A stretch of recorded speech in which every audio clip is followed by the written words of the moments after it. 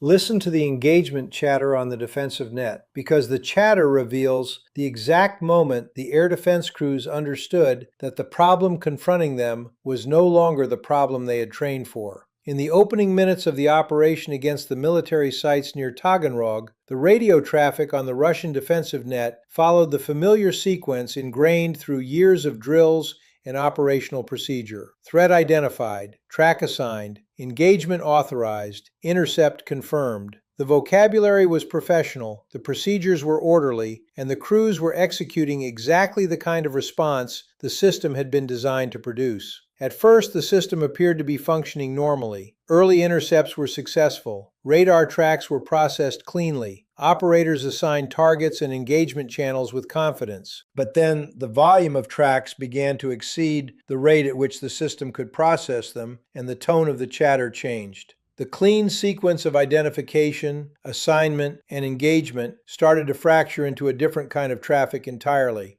Crews began requesting prioritization guidance for more threats than they had interceptors immediately available to engage. Operators requested clarification about which facilities were to be protected when the incoming threats were distributed across more sites than the available coverage could defend simultaneously. Higher command levels were asked for decisions, while they themselves struggled to assemble a coherent operational picture of an attack that was developing faster than the system could update. The chatter did not become panicked. That matters. The crews remained disciplined throughout the engagement. They continued operating professionally under pressure. But professionalism was now being applied to a problem that exceeded the processing capacity of the system they were operating within. And that distinction is the entire point. This is not fundamentally a story about Ukrainian drones defeating Russian air defenses through superior technology. It is a story about what happens when a defensive system, optimized for a particular threat density, encounters a threat density beyond its design parameters. The failure that follows is not necessarily the failure of the interceptors, or the radar crews, or even the local commanders. It is a failure of system capacity. I want to be precise about that because air defense discussions are often framed incorrectly. The effectiveness of an air defense network is not determined solely by the quality of its missiles or the skill of its crews, both of which may be entirely competent while the system as a whole still fails. The decisive factor is the relationship between the threat density the system can process and the threat density the opponent can generate. That relationship determines whether a saturation operation succeeds.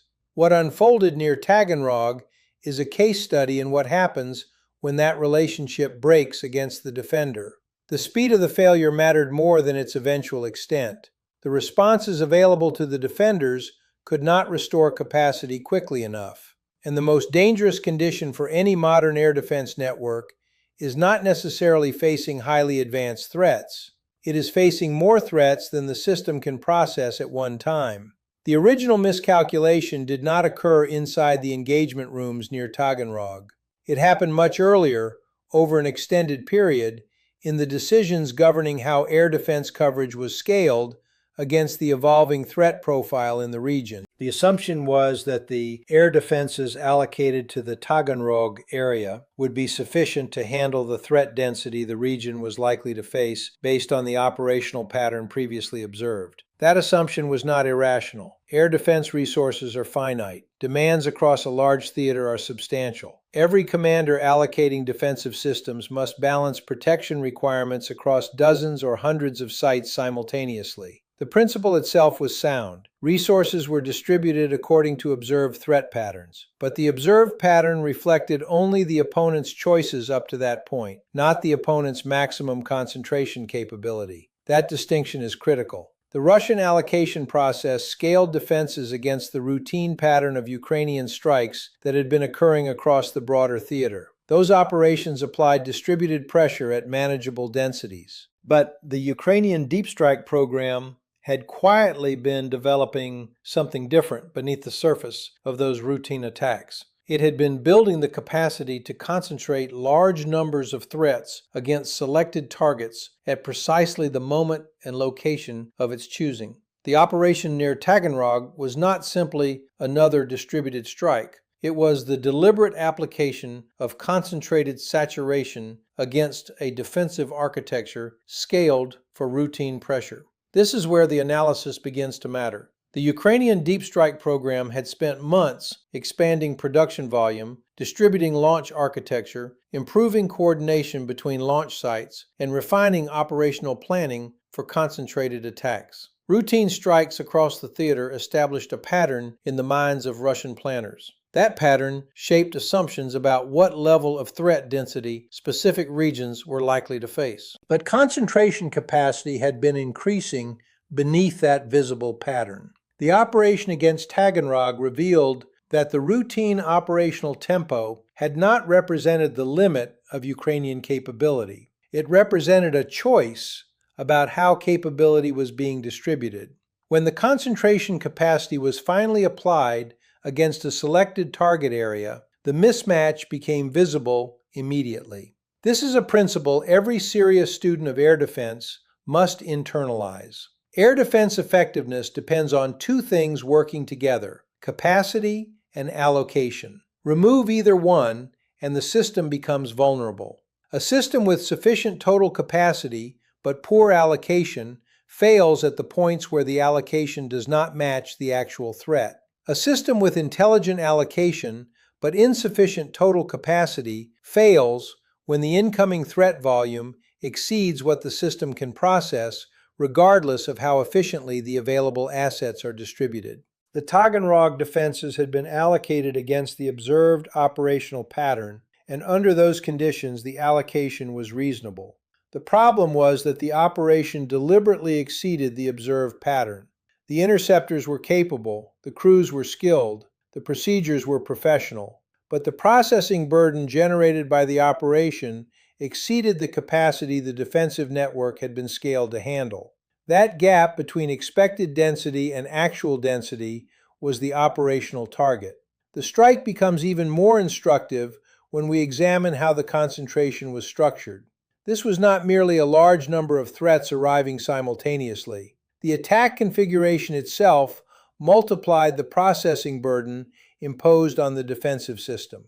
There is an important distinction in modern strike warfare between generating a large quantity of threats and generating threats in a configuration that compounds defensive overload. The operation near Taganrog clearly reflected the second principle. Threats approach from multiple axes, forcing the defensive network to manage simultaneous engagement geometries rather than a single coherent approach vector. They arrived at varying altitudes, requiring sensors and interceptors to engage within multiple envelopes simultaneously rather than operating inside a simplified picture. The threats were also distributed across multiple targets within the defended area, forcing defensive coverage to divide rather than concentrate. Every one of those decisions increased the processing burden. A radar network can only process so many simultaneous tracks. Engagement officers can only assign so many interceptors at one time. Communication architecture can only move information through command channels at finite speed.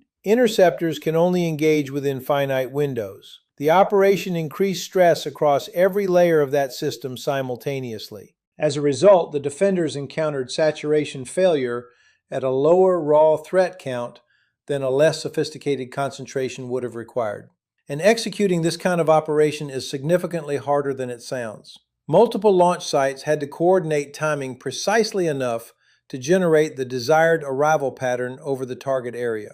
Flight paths had to be planned carefully to create the multiple axes and altitude profiles that complicated defensive processing.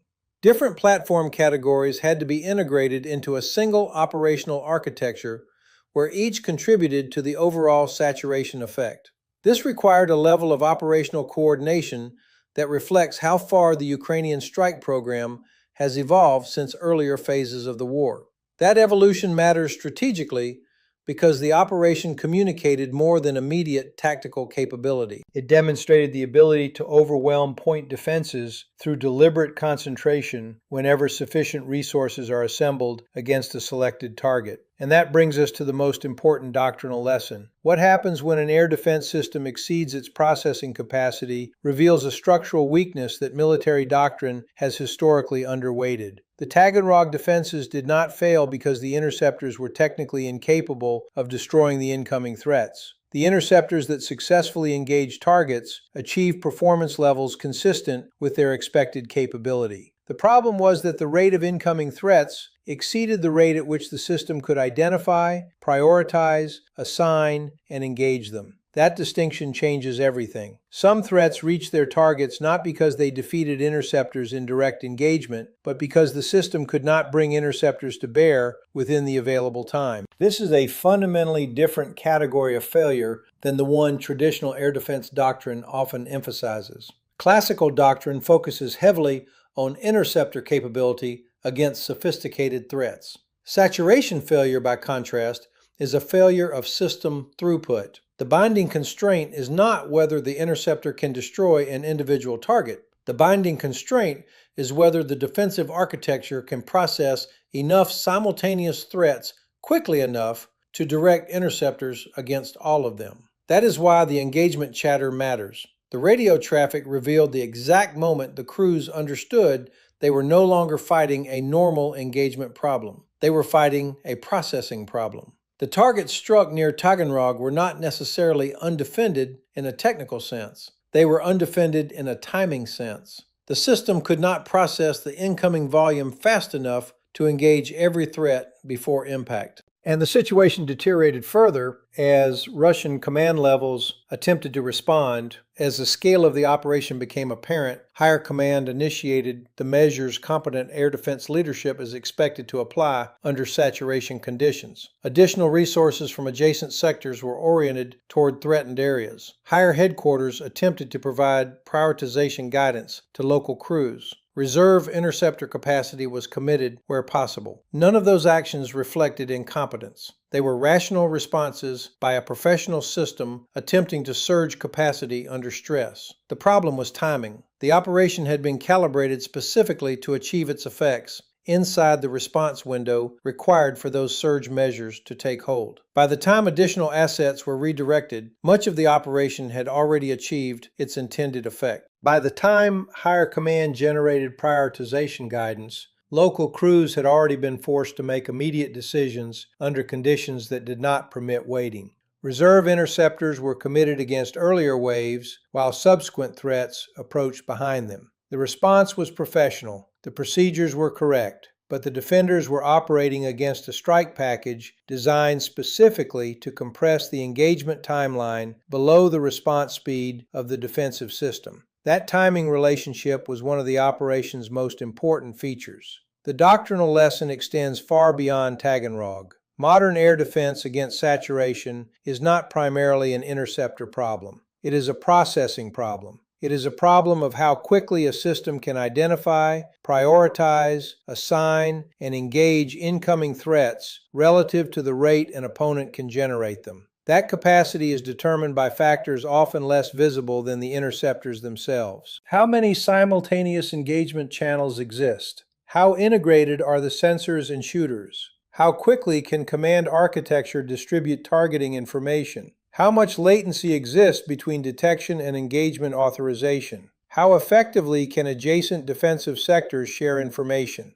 Those are the variables that determine whether a saturation operation succeeds. And this matters because modern drone production is changing the mathematics of air defense. For decades, many defensive systems were scaled against threat densities associated with aircraft and missile inventories that were expensive, difficult to replace, and limited in production volume. Drone warfare changes that equation. Mass production allows attackers to generate saturation densities far beyond what many legacy defensive systems were originally designed or tested to handle. The Taganrog engagement demonstrated that reality in practical form. The Russian defenses were not necessarily poorly designed against the threat density they expected. They were scaled against the threat density that the operation deliberately exceeded. And that distinction matters because it means the lesson is not uniquely Russian. Air defense establishments across the world face similar questions. Many systems currently protecting military and strategic infrastructure were scaled according to observed operational patterns from an earlier era of conflict. But observed operational patterns are not always reliable indicators of an opponent's maximum concentration capability. An adversary may intentionally operate below its concentration ceiling until the moment it chooses to mass capability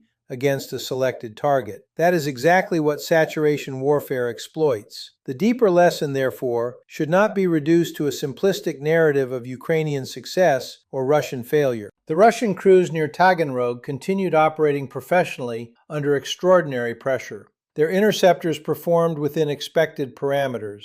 Their command structure implemented surge responses consistent with established doctrine. The failure occurred at the level of scaling. The defensive system had been scaled for one density of threat. The operation presented another. And once the processing burden exceeded system capacity, the breakdown became structural. This distinction is vital because it highlights a vulnerability present in many modern military establishments. Across numerous countries, air defense architecture has evolved during an era when threat generation rates were constrained by the production limitations of traditional strike systems. Modern drone manufacturing increasingly removes those constraints. A state capable of producing large numbers of low-cost strike platforms can generate saturation conditions repeatedly and selectively. The defender then faces a difficult economic and operational dilemma. Interceptors are expensive, engagement channels are finite, processing architecture cannot be expanded instantly during combat, and concentration allows the attacker to create temporary local superiority even when the defender possesses greater total resources across the broader theater. That last point deserves emphasis. The issue is not whether the defending side possesses more total defensive assets overall. The issue is whether enough processing capacity exists at the exact place and exact moment the attacker concentrates pressure. Saturation warfare is fundamentally local. The attacker does not need to overwhelm the entire defensive network simultaneously. It only needs to overwhelm a selected portion long enough to create operational effect. This is why concentration matters more than aggregate numbers. And this is also why the engagement chatter near Taganrog is so revealing. The crews themselves recognize the nature of the problem in real time.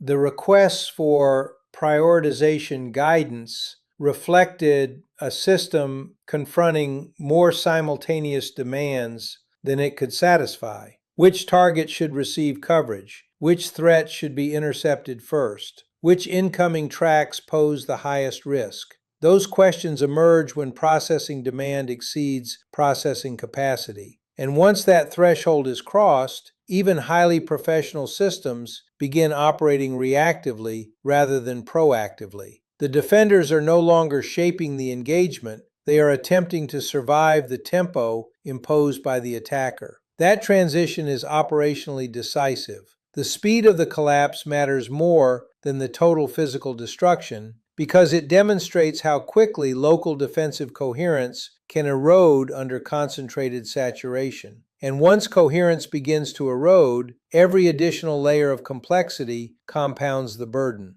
Conflicting radar tracks, simultaneous engagement requests, changing threat priorities, communications congestion, reserve allocation decisions. The entire architecture experiences rising friction at once. This is why saturation operations are designed not merely to destroy targets, but to overload decision-making systems. The objective is to force the defensive architecture into a condition where it cannot process information quickly enough to maintain coherent prioritization. Once that happens, the attack begins achieving effects disproportionate to the raw capability of any individual platform involved. That is exactly what appears to have happened near Taganrog. The implications extend well beyond this war. Military planners around the world are now confronting a reality in which relatively inexpensive strike systems can generate operational densities once associated only with major state missile inventories. Defensive systems designed during earlier eras may possess excellent interceptors and highly trained crews, while still lacking sufficient throughput to handle concentrated modern drone saturation. and throughput is now becoming the decisive variable. How many threats can be processed simultaneously? How rapidly can engagement decisions be distributed? How resilient is command architecture under overload? How quickly can sectors share tracking information? How effectively can reserve capacity be integrated into an ongoing engagement? Those are the questions modern air defense doctrine increasingly revolves around. Because the central challenge is no longer simply destroying threats, it is managing volume. The damage near Taganrog is still being assessed. Repair priorities are being established. Air defense allocation in the region is almost certainly being reconsidered in light of the demonstration that the previous allocation could be exceeded through concentrated operations. Official statements have minimized the implications while acknowledging facts that cannot easily be denied.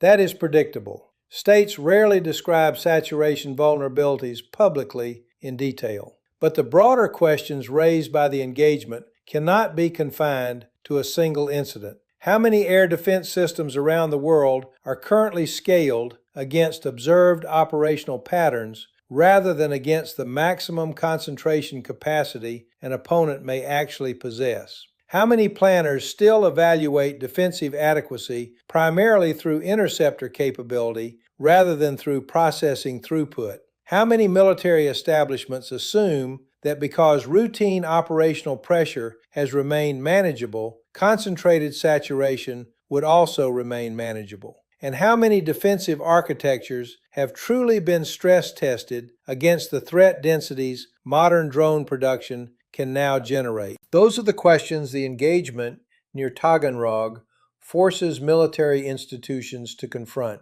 Because the lesson revealed on that defensive net is ultimately simple. The crews were not defeated by incompetence. The interceptors were not necessarily defeated by superior individual threats. The system encountered a threat density greater than the rate at which it could process the engagement.